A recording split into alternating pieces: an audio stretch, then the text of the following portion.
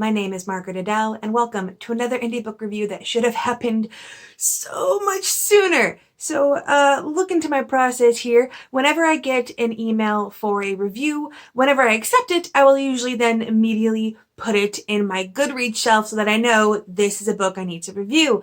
But I haven't always been great at remembering that. So the other day, I got an email from the author that was like, hey, no rush, but the next in the series is coming out the end of October. Would it be possible for you to get the review out before then? And then I looked. And the original email, and the day I accepted it, was in December of 2019. So I kind of dropped the ball. Turns out that I had just totally forgotten to put it on my Goodreads shelf, and it had gone completely out of my mind. So I feel really bad. And as penance, I did an extra reading vlog of this book where I read the book in a day because thankfully it's short. And if you would like to watch that, I will have the link down in the description below. So the book in question is Run with the Hunted by Jennifer R. Donahue. This is a sci-fi heist novella all about this trio of diamond thieves who, are gonna steal a bunch of diamonds, but these particular diamonds end up being more than meets the eye, and not only can they not find anyone willing to buy them, but they come with a whole host of their problems in themselves. And I was really intrigued by this concept. I love sci-fi, which if you've been around the channel, that's probably obvious by this point.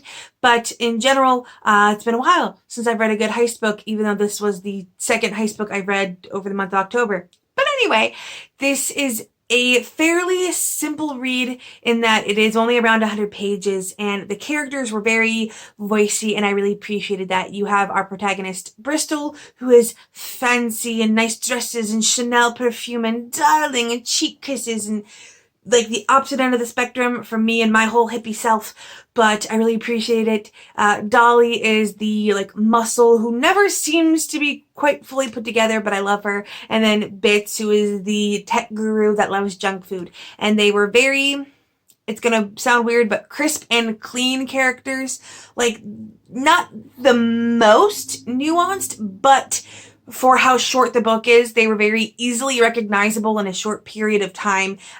I knew their personalities very quickly, which in a book this short, very good. Editing Margaret here. I totally forgot to mention that one of my favorite parts was that Bristol's best friend, her kiss darling, high society best friend, is non-binary. And at one point they are even misgendered, and Bristol is very quick to correct it, and I really appreciated that. And it's very well written, non-binary. It was even difficult for my brain to slot the person one way or the other, which is very good, especially if you are someone who is still trying to drag their brain out of the binary kicking and screaming. Reading a ton of books with non-binary characters to really solidify that they, them in your head is a great way to go about it, and I very much appreciated the addition. So the book starts off right away, and what I really liked is it didn't fall into the trap of trying to shove too much into 100 pages. With a lot of indie books that are shorter, they tend to still want the main plot and a sub-theme and a romantic plot all in the 100 pages, and that doesn't work. You almost need to treat it like a kind of longish short story, and I appreciated that that's what the author did. The entirety of the plot is focused on these thieves, the strange government conspiracies, the diamonds, nothing else. It was all about this. There might have been low-key, maybe a romantic subplot, but it's still tied into the main story so that you never felt like you were trying to put too much in a short time. And I also really liked that Bristol just never seemed to be outwardly distressed. She has some of the best quips and lighthearted repartee, even in these very tense situations. There was some nice futuristic tech, but not so much that it would take you out of the story if you're not used to sci-fi. And in a lot of cases, when I review sci-fi, I always like to talk about how accessible it is, or if it's a good gateway into the genre, and this one definitely is. This is your standard heist story for the most part, and while the sci-fi elements do come in a bit, it is fairly in the future. My favorite part was when one character was like, I once played this game from the mid-19th century, and it's hard to explain, and she goes on to explain it, and it's Duck Hunt. And I really appreciate those little Easter eggs, but it is still a heist, so even if you're not wholly on board with holograms, you're going to recognize the majority of the story and the majority of the tropes anyway. So I would definitely suggest this one for maybe some sci-fi newbies.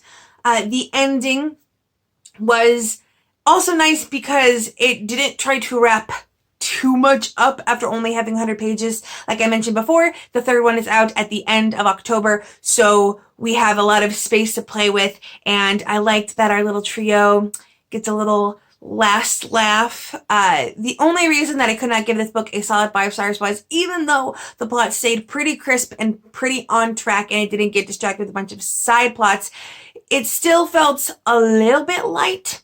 Now, most of the time when I have a struggle with these really short books shoving too much in, it needs to be like 3 times the page length as what it was. And in this case, it doesn't need to be that much longer for me. It felt like maybe like 30 to 40 pages were missing instead of, 100.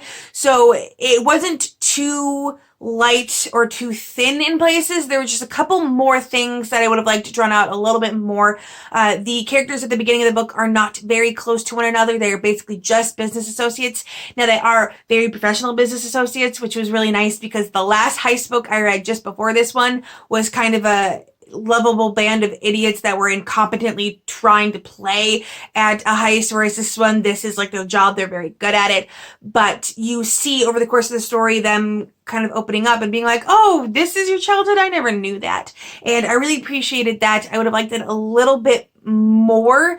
The characters weren't necessarily unlikable, but I couldn't get too emotionally attached with what was there. However, again, this is a series, so maybe moving forward, the next books will help delve in a little bit more. I have not checked the page length, but usually with this kind of thing, the books that are farther in the series tend to be longer and longer pages now that you've convinced readers to get into the story.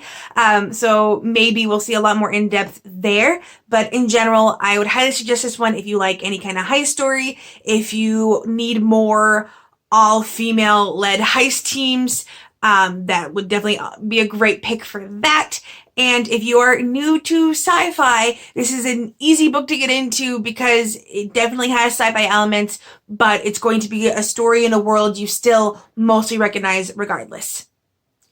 Now, I would love to be able to say, if you're an indie author and looking for a review, but I am currently hard closed. Not only am I discovering old review copies that I should have read months ago, but I also keep asking for review copies from interesting books I find on Twitter. So I have gotten myself just totally full up right now. So I have to do a hard close until I learn some self-control and get my list under control. But with nothing else to say, I hope you have a wonderful day and a marvelous tomorrow.